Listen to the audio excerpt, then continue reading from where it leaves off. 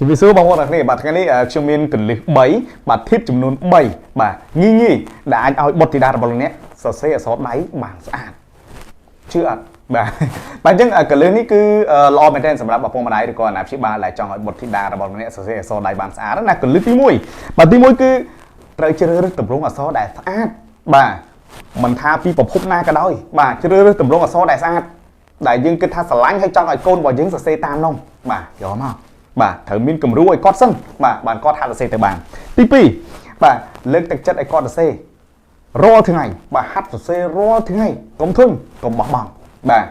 កលឹកទី3សរសេរមួយថ្ងៃមួយតួបានហើយអត់ពិបាកទេមួយថ្ងៃមួយតួក៏ប៉ុន្តែមួយតួហ្នឹងឲ្យបានមួយទំព័របាទ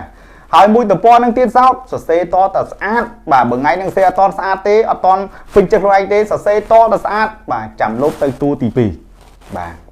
កលឹកសំខាន់ហ្នឹងបាទមានតែ3ហ្នឹងទេបាទសាកអនុវត្តទាំងអស់គ្នា